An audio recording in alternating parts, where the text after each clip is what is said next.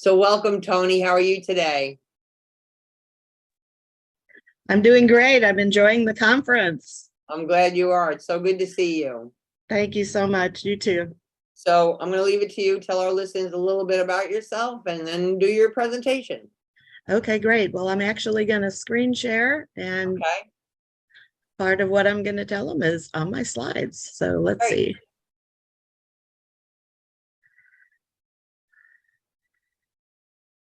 So my topic is 3 steps to master the dance of caregiving. My name is Toni Gitles, and I was a caregiver for Mom between 2003 and 2017. That's 14 years, something I totally did not expect. She lived to be 99, almost to her 100th birthday. And here are 2 of my favorite pictures, because the memories for me are really important at this point. And I did a lot to make sure I would have those memories available. Yeah, I want to remind everybody, take pictures. You'll regret it if you don't. Yeah, I was going to offer, please feel free to take pictures or print the screen. I actually have a lot of content coming up, and would love for you to listen for an aha moment for yourself. Only you know what you're going through in your caregiving experience, and I'd like you to pick out and listen for that takeaway that's going to change your life. After my mom died, I started Heartlight Enterprises, and that was 2018, because of what I went through caring for my mother. I really was wanting to help other caregivers have a bit more of a stress-free experience and more joy and happiness in their relationship. And I believe that I figured out a way to do that, and a way to educate people to enjoy their caregiving experience, even though it was one of the biggest challenges of their life. I do consult one-on-one with individuals, with family caregivers, as well as large groups. I love speaking before groups. I'm a born educator. I lead support groups, and my latest certification is as a happiness trainer, which is one of my favorite things to talk about. I'm a best-selling author and international speaker. I coordinate conferences on dementia-friendly cruises, and I am a trainer for Central Florida dementia-friendly dining. And in my past, I was an instructor for Baylor College of Medicine. I really believe that all of that my career as it unfolded has led me to this point today to do what I am doing with family caregivers. There's 3 steps to master the dance of caregiving. Actually, there's a lot more, but I looked at what would be the most important things to talk about in the time that I had. And the 3 things were relationships, communication, and happiness. So we were going to go in depth into your relationships, your communication, and what level of happiness you have. So be thinking from your own life for the information that you can take home that will make a difference. So why is caregiving like a dance? While it is true you are giving care, a caregiver, consider that what you really are is a partner. You're in a partnership with the individual that you care for, and we call that a care partner.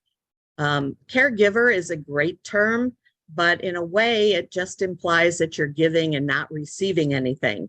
And I think that's why we get burned out, because in actuality, when we start being a caregiver, we're not sure how to do the job. So we give and we give to the other person to make sure that their having a quality of life, that their medical needs are taken care of. And as you've heard several times today from speakers, we neglect ourselves.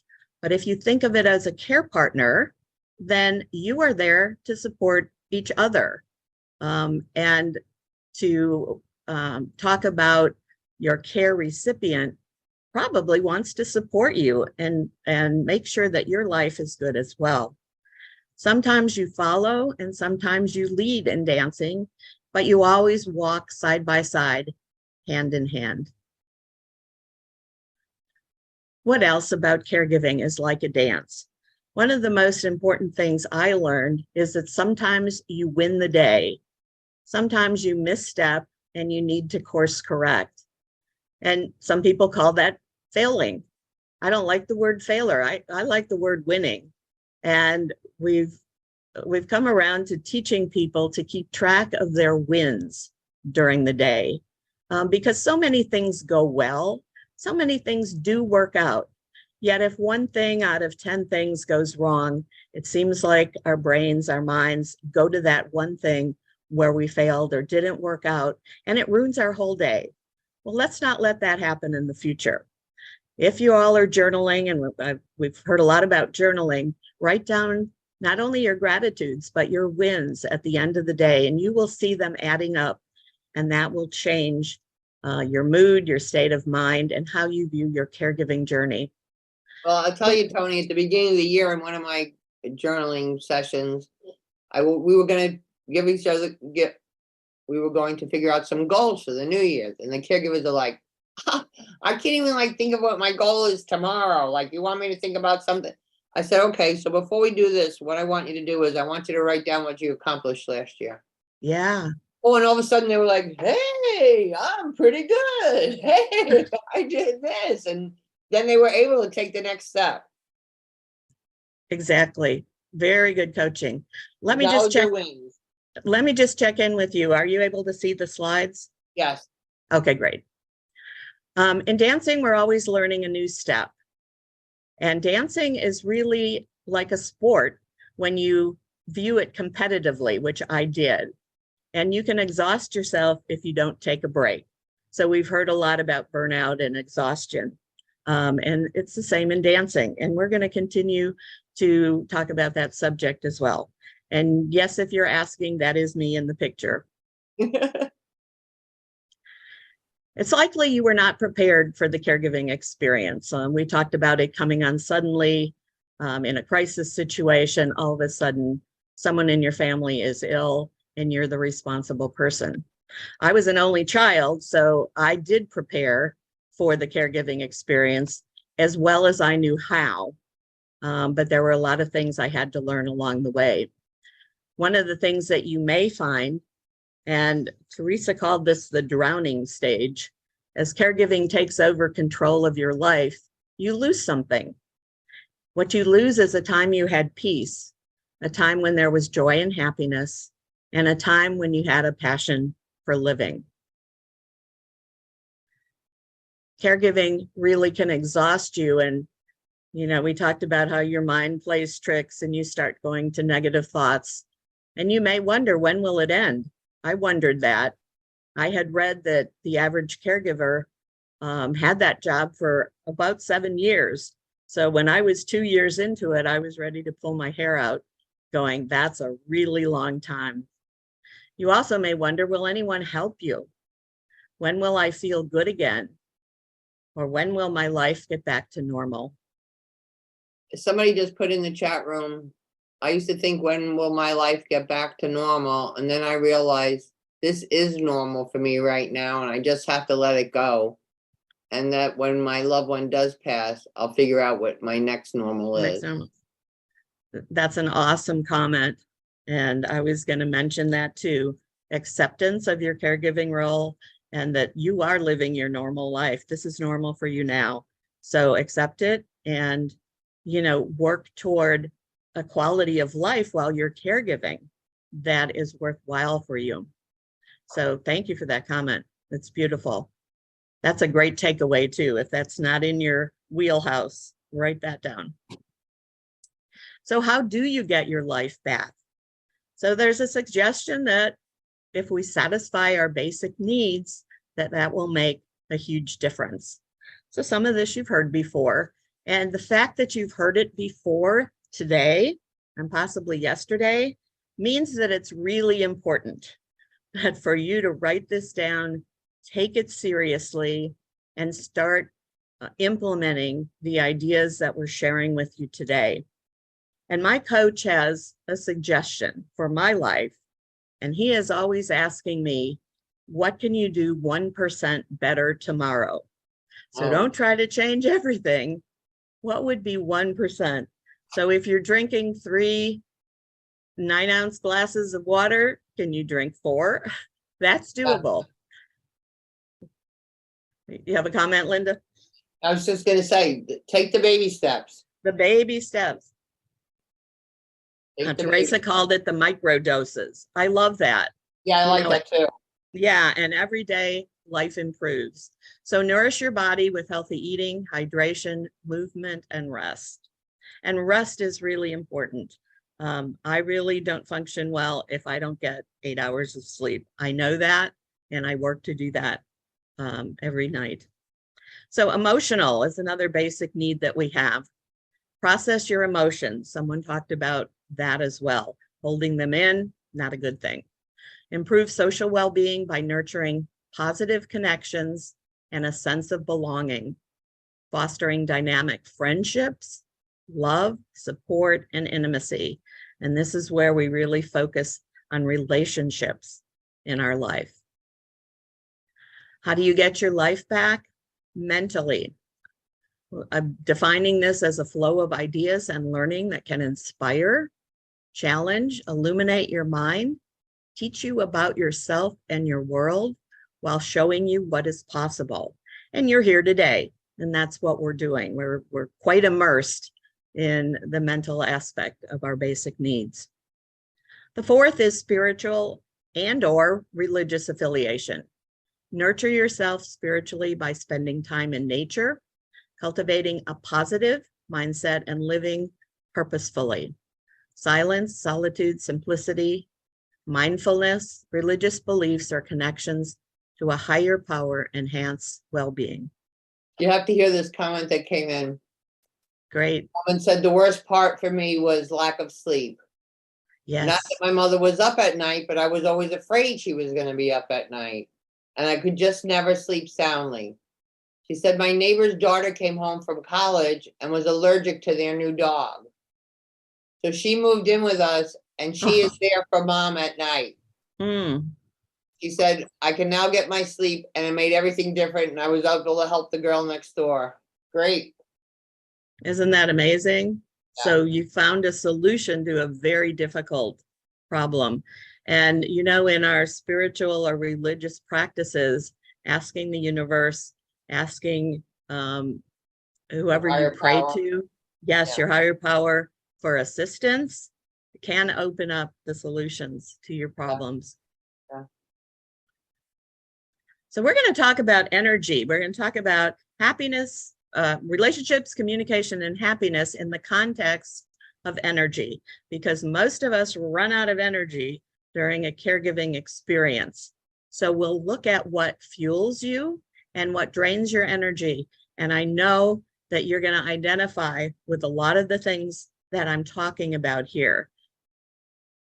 Before we get into the 3 steps, Matthew Kelly talks about 4 levels of energy. So hopefully you can read these words, and I'll read them to you. But what I'd like you to do is write down any of the words where you have felt this during the last 3 months.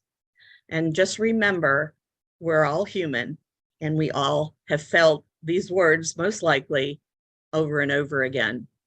So I will read them, but just write. You don't have to write down all the words. Write down the ones that you've experienced in the last 3 months. Angry, anxious, burnout, calm, defeated, confident, defensive, depressed, exhausted, enthusiastic, fearful, invigorated, joyful, mellow, overwhelmed, peaceful, resentful, and serene. You're going to see these words again, and they're going to be organized in a different manner. And it will explain why we brought up these words. So according to Matthew Kelly, we can rearrange these words, and the goal is to live as much as possible in level 3 and 4. In level 4, we've been talking about how to be more confident, the confident caregiver, enthusiastic, invigorated, and level 3, calm, mellow, peaceful, and serene. And you've already been given a lot of ideas today. Now, because we're human and because people trigger us with their conversations and communication, we're not always going to even outside of a caregiving experience, are we going to live in levels 3 and 4? So you will bounce back and forth. Some of this might be obvious to you, but bringing it to your attention and having a goal that maybe I could be confident all the time. Maybe I could be more enthusiastic. Maybe I do need more calm in my life, will guide you toward the practices and the routines that may provide more of what you need in your life. Someone So just how do sent you- in a message and said, yes, I'm a number 4. And it's all Oh. because of this conference. Oh, thank you. Oh my gosh. Well, isn't that says quite a bit, doesn't it? Yeah. So how do you have more energy? You make deliberate choices to increase the energy you have, allowing you more focus on self-care and the basic needs. So we just looked at the basic needs. We looked at some words that describe how you feel, and self-care is always a foundation of our lives, really. How we take care of ourselves really matters and impacts how we live our life. So the first one is relationships. And relationships is one of the most important things we can talk about. The relationship with yourself, the relationship with the individual you're taking care of, and then all the people around you, whether it's family, friends, neighbors, doctors, the healthcare community, all of the people you invite to support you. So that's a lot of people. So how you interact in your relationships really determines the quality of your life, also the quality of your confidence in interacting with individuals. So there's a couple of key beliefs that I have about relationships. One is they're most important to nurture. Why would you want to have a relationship that doesn't go well, that's argumentative, that throws you off track every time you talk to that individual? So the goal would be to constantly be nurturing relationships. And you can tell people and acknowledge people for what they mean to you, how important they are in your life. You can have positive conversations with them. Another way to connect with people is to be open to learning about family and friends. One of the things that I did with my mother over those 14 years was I asked her a lot of questions about her life. And I really learned I didn't know much about her life, except for the time that I spent living with her. And I created a book of over 400 questions, and we went through the questions, and she told me all her stories about her life. And the most fun one was how she met. This is what she said to me. She didn't say how I met your dad. She said how I met my Prince Charming. And it was the most delightful story I ever heard. Oh, how nice. Yeah, it was just beautiful. And I actually wrote it out, and she started reading the speech to anybody who would listen, to anybody good for her.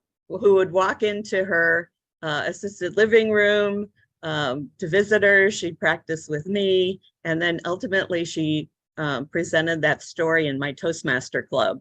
Oh, wow. Yeah, to a standing ovation and standing room only. So, cool. You know, that was an experience I helped her create for me, but for her, and an activity that she could get excited about. And then we included a lot of relationships, a lot of people in our life. So that's what I was constantly thinking. How do we include people? How do I, open up new opportunities for my mom? And, an exciting way to interact with her was to hear her stories. So in your relationship, share about yourself. In the more troubled or difficult relationships, you may not want to talk about caregiving all the time.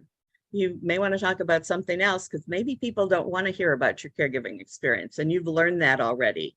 So just have a comfortable, easy conversation to encourage people to relate with you again, and to relate at a level that is supportive. I think the most important thing I learned from Mom was to express and receive love on a regular basis.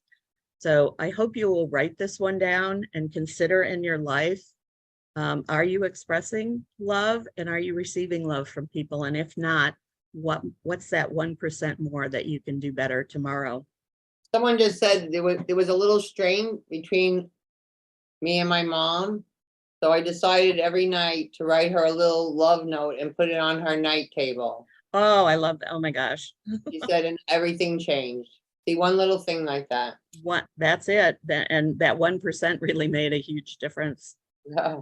I have, after my mom had a number of very serious hospitalizations, I started calling her every morning to make sure she was still there. Yeah. And to hear her voice. But so the phone would ring. She knew it was me because of caller ID, and she would start complaining. Her first word, it wasn't "Hi, Toni, glad you called." It was something happened here and you got to fix it. And I would interrupt her and I would say, "Good morning, gorgeous." And those 3 words, I could hear her laugh. She stopped her complaining and I got control of the conversation. So, I mean, I don't know how I thought of it, but it was brilliant and it really worked well.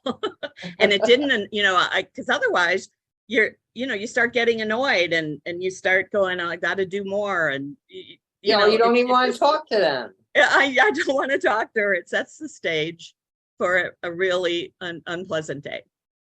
So other things that drain your energy. So you may be arguing with your care recipient, or they may be arguing. Your point of view is that they're stubborn and they don't listen to you. But you know what? Maybe they are listening. Maybe you're not listening to them. You could have an unresolved conflict with a family member.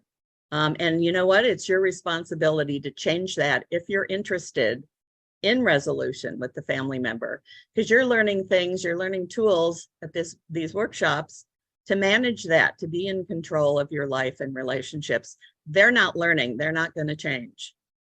There might be a relationship you just really need to end. Maybe it's a friendship that's just run its course and they're not supportive anymore. Yeah.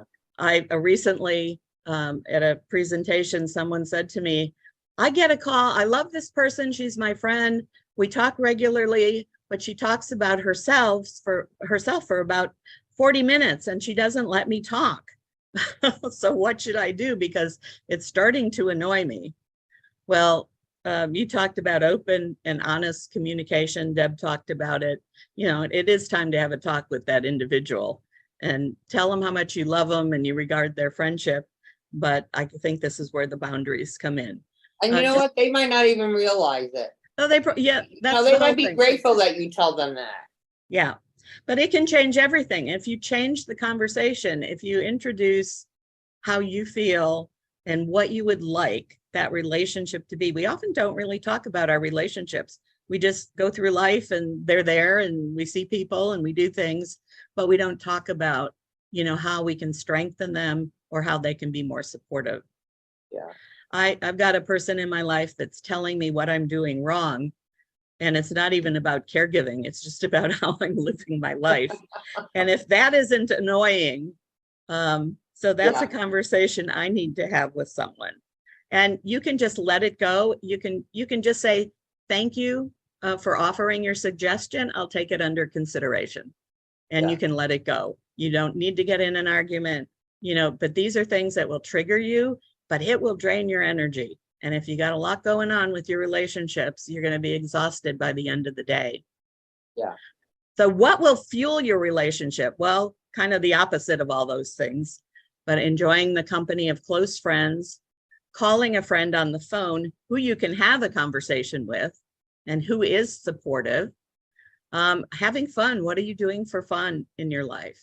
And who are the people that make you laugh? I think laughter is great. What are you doing to really put some joy in your life? And for many of you, there will be things you can think of to do. And again, it depends what is going on with your care recipient and their level of participating in activities or participating in communication. But this is something for you to think about because fun is important. One of the caregivers said, I was having a hard time. I couldn't find anything to laugh about. And now every Wednesday night, my mom and I have I Love Lucy night. And we laugh till we cry.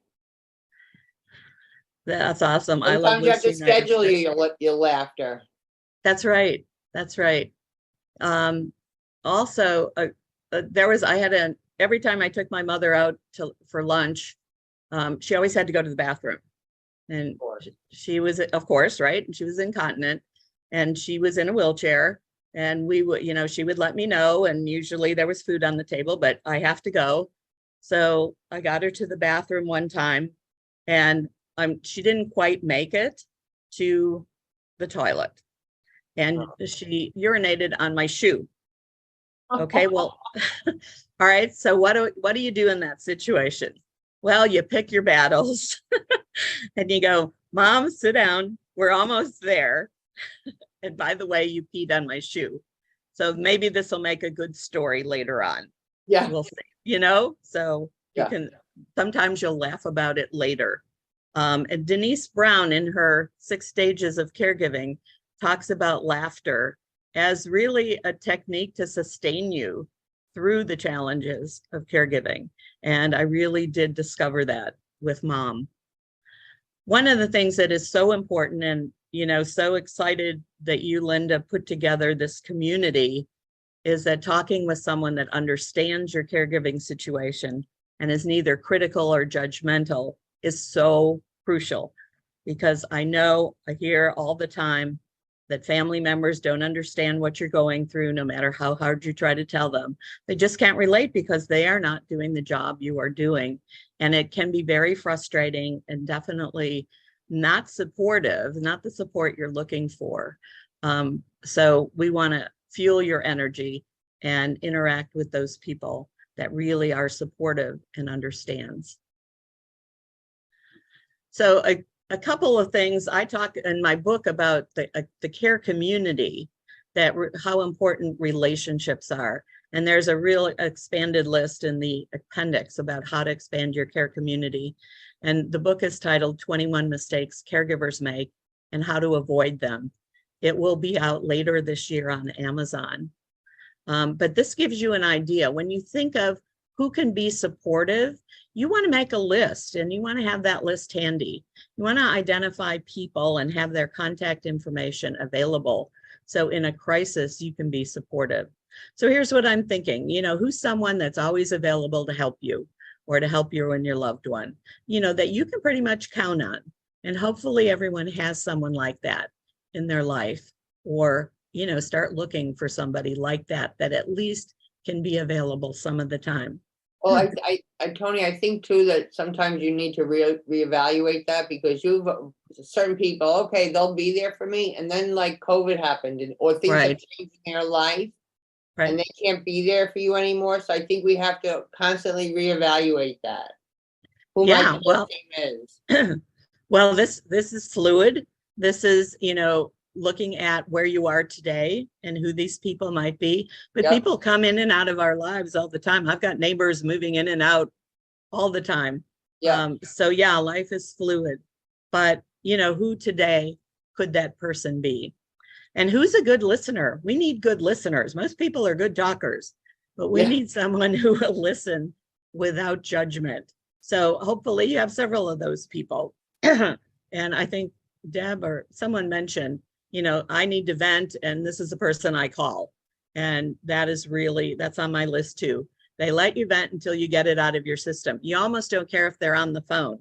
They can be going about cooking dinner, but as long as they're there, you vent and get it. You got to get through that anxiety and that anger. Who can come and actually give you a break?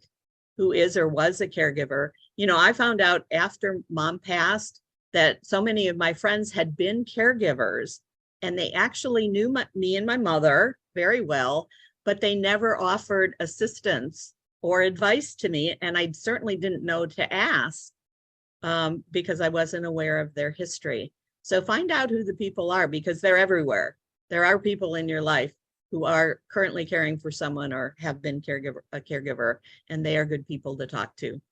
And I do like people that usually offer good advice, because, I'm as an only child, I made a lot of decisions all by myself, or, with my mother. So it's good to get another opinion too. And that will fuel your energy. The weight of the decision will be lifted off your shoulders.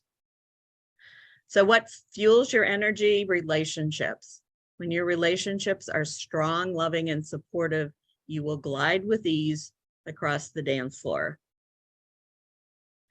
Let's look at communication. We communicate every day. This is also essential to really our health, our well-being, our confidence, how we communicate with other individuals. I think I mentioned this in relationships. Be curious about people. Ask people questions about themselves. And these can be any people.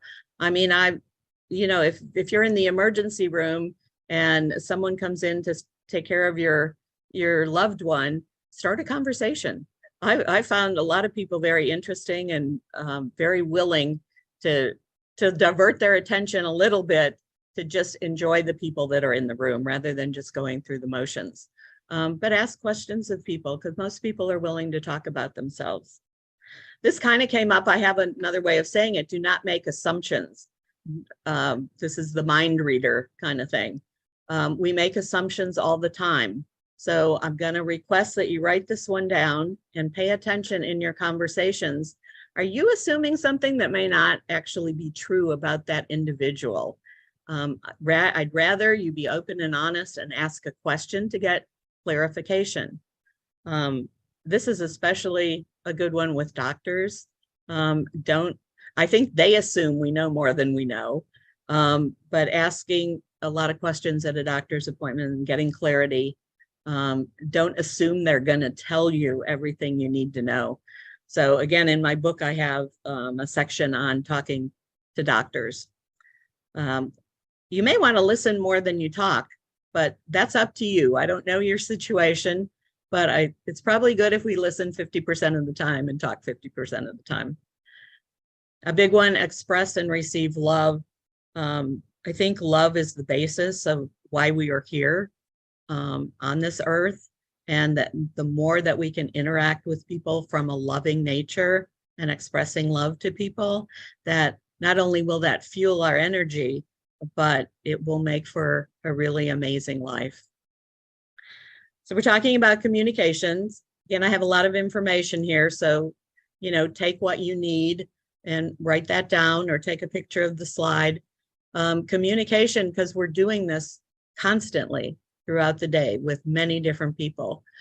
So if people are constantly interrupting you while you're talking, that can be quite annoying. There are people that will criticize and judge you, or tell you what to do. Your ideas can be dismissed. I mean, I hope you haven't been told, boy, that's a stupid idea, but I've heard that. I've heard people say to other people, that's just plain stupid. You don't know anything.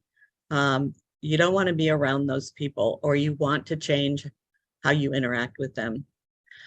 Something else that drains your energy is your care recipient or family refuse to discuss an important issue that needs action or addressing.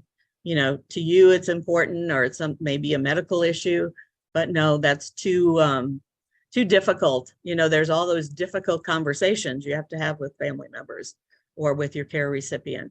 They're just not ready.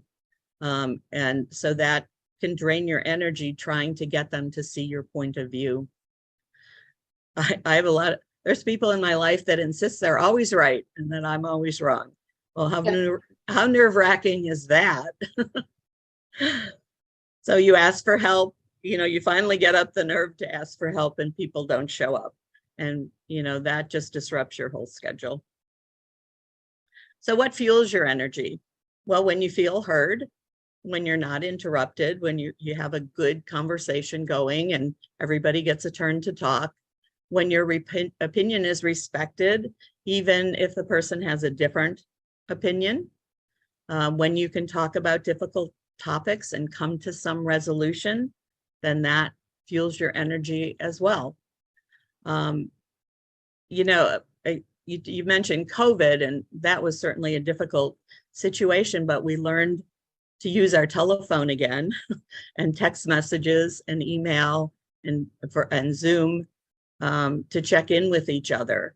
And I know there are one or more people that check in on you regularly and care about you and your recipient, then that feels good. And if you need that, ask for that.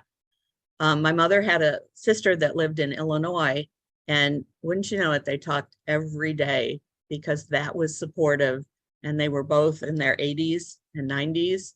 So they weren't going to see each other again. But knowing that other person was there for them and that they'd have a conversation that evening was wonderful.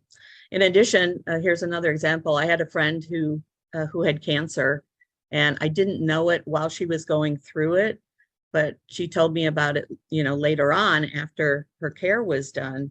And I said, she was still feeling quite shaky, and, it was a long-term experience that really disrupted her entire life. And I said, well, I'm sorry I wasn't there for you. Is there something I can do for you now? And she said, yeah, you can send me a greeting card every now and then. It'll lift my spirits. Well, I'm an overachiever, so I started sending her greeting cards every week. And she got so excited. She would take a picture of them and text me and say, thank you, I love this one. And I did that for many months. So, that's a little thing. That's a 1% thing that you can do to support another individual. Somebody just said in the chat, when my grandma was really ill, my aunt was taking care of her. And the grandchildren wanted to do something, but we didn't know what to do. So the aunt finally sat down and she made a schedule. I called my grandmother every Tuesday. My brother called every Wednesday. My sister called every Thursday. And it was called the 6 o'clock call. Wow. So once again, every day, the grandma was waiting for that call and got to, the other person got an hour break while she was on the phone. Yeah, that's wonderful. That. Well, I'm glad people are participating, so you can steal any of these ideas that people offer because, they work. We know they work, and they're very useful. Yeah. So here are some, so we have fuels your energy. Here's one of my favorite slides. So communication, when you practice good communication skills, first think before you speak, and then come from a place of love. Think about, how will I say what I need to say from love? I'm loving this person. You and your care recipient will feel supported, and your connection and your intimacy will increase. So that's that foundational principle of coming from a place of love, giving and receiving love. So that's not a picture of me, and I doubt that I could do that, but it would be fun. Well, I'll tell you, anytime that I have to have a difficult conversation with someone, I just keep saying in my head, I'm coming with love. I'm coming with love. And it changes everything. It does change everything. Thank you. Yeah, thank you for that comment. It does change everything, and you're in charge of change. Again, other people are not going to change, but how you react to what they say, how you interact and proceed with the conversation is very important. So let's talk about happiness. Anybody want to talk about happiness? Sure. Happiness, guess what, is not a pursuit like we all thought it was. We're not going to chase after happiness. You can be happy even during challenging circumstances, and it's all possible through changing your habits. And scientific research has proved that intentional activities and choices actually influence 40% of our happiness. Also, when you're happy, you feel more in control of your life. People relate to that? When you're happy, everything seems so much better. And even the things you can't control are a little bit easier to tolerate. And there are so many things in caregiving that we can't control, especially the future and what's going to happen in the next few minutes. So what drains your energy? First of all, you may think it's not appropriate to be happy right now. So get rid of that thought, because that's going to eat away at your happiness. Yeah. You may feel guilty. I think we brought this up before, because you want time to yourself.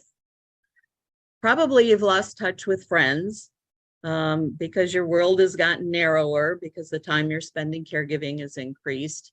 And remember, relationships are the most important thing. And when we're talking about happiness, the research that's been done in every country where there's been surveys about happiness says that the biggest determinant of happiness is that you have supportive friends in your community. Could be family, but it could be friends, supportive people that care about you and are there for you. So I'm just going to emphasize the importance of your relationships.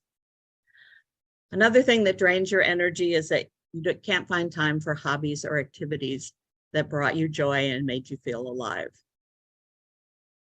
So what fuels your energy? I've been taking a lot of classes lately on mindfulness and productivity, and everybody is talking about creating an intention for whatever you want your day to be like. So creating an intention to be happy today and approach the day with a positive attitude. You know, I remember many days where it was really hard to have a positive attitude. There were long 2 to 3 week time periods where my mom was in the hospital.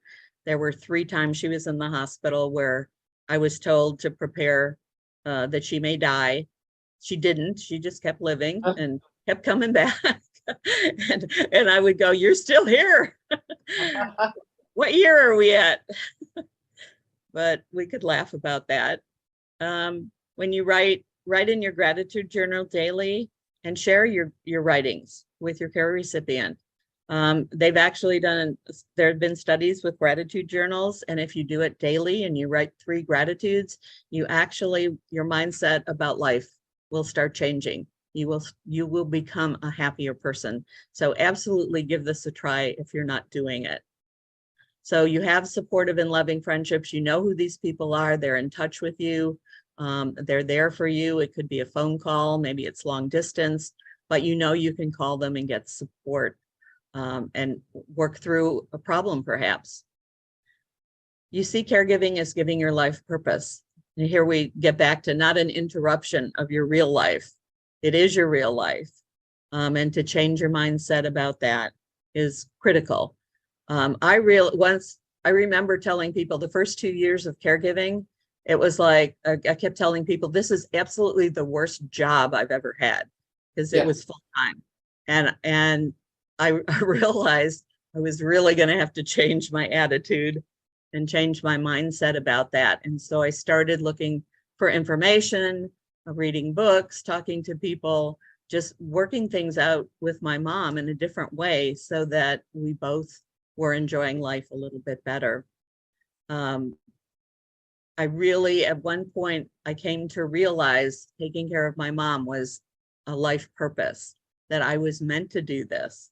And now I realize I was meant to do this so I could share and help other family caregivers. So, you know, after the fact, you even see the benefits or the purpose of why that was brought to you in your life as a challenge. So you agree, Linda? Yes, totally. Yeah. So you accept your caregiving role and anticipate the growth you will have from this experience.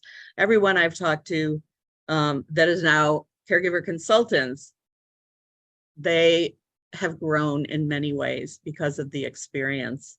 And, you know, I didn't know I could be such an advocate, but my mother was important. I just started speaking up to doctors, asking questions.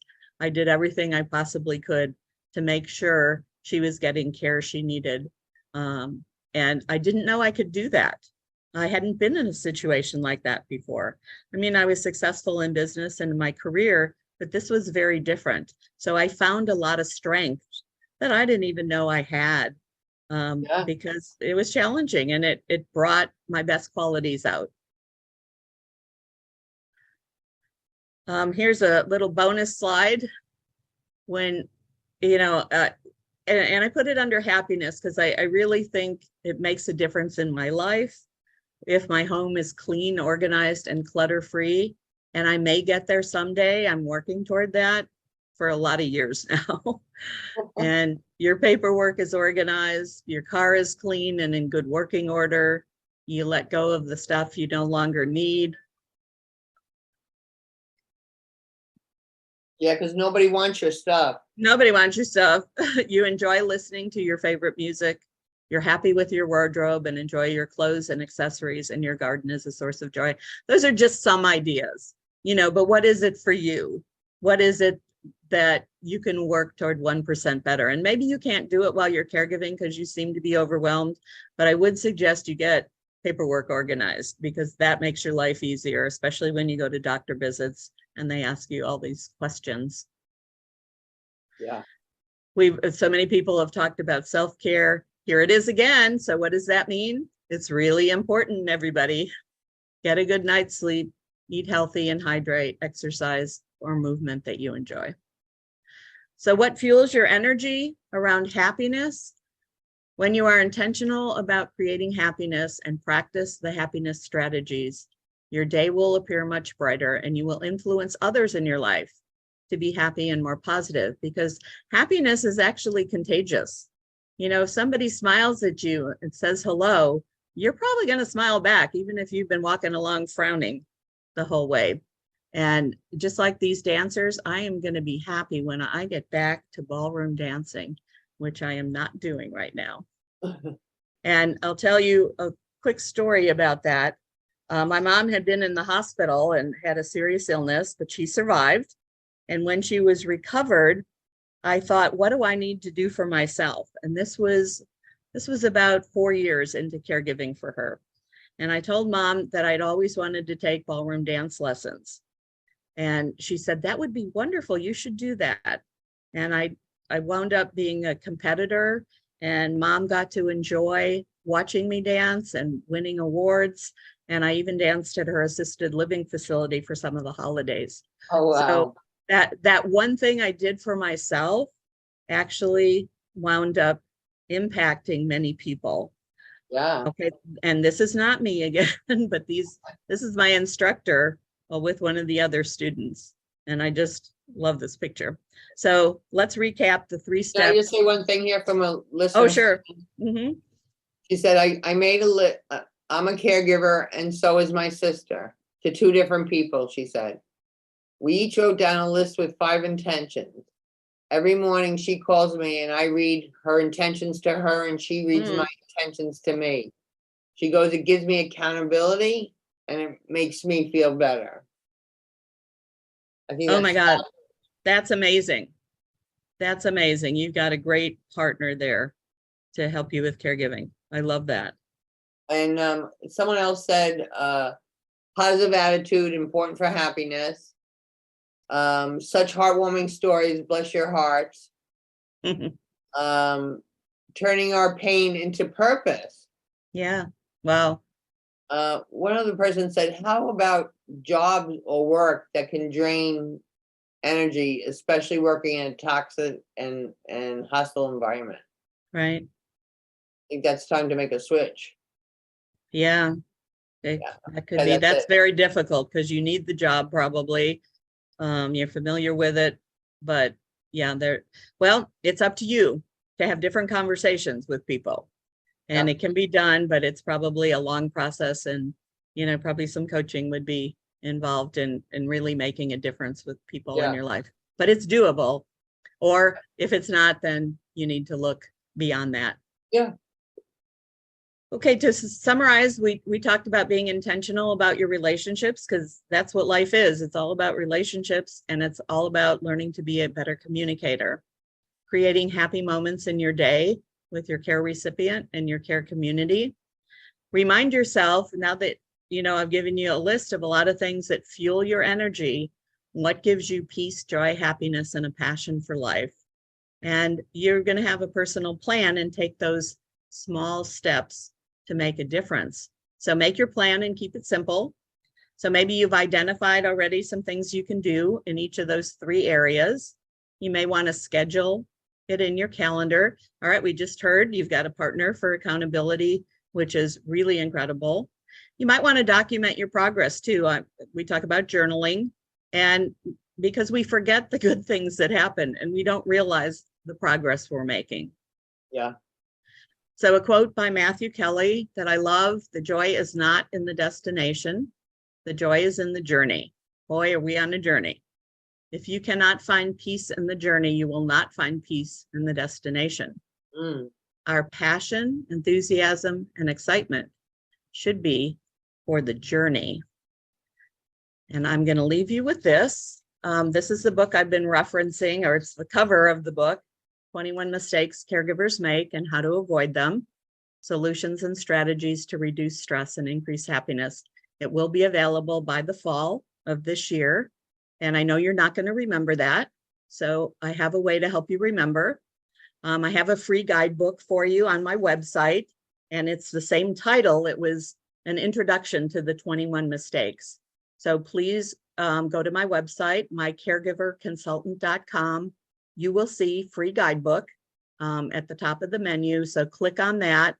You can be put on my mailing list so you will know when the book is available. You can also schedule a free consult if you'd like to talk about any of these things that I've presented today, so that you can implement this and have a better life while you're a caregiver. Yes, yes. Thank you so much, Toni. What is the last thing you want our caregivers to hear today? I want them to think about coming from a place of love as they're living their life, as they're going through the difficult circumstances, but not only giving love and acknowledging people, but receiving love back, asking for a hug if you need it, asking for what you need so that you're receiving love and your energy is being fueled so that you can do the job you need to do during the day. Thanks so much, Toni. It's been fabulous having you here today. Let's talk soon. All right, great. Thank you so much. Have a delicious day.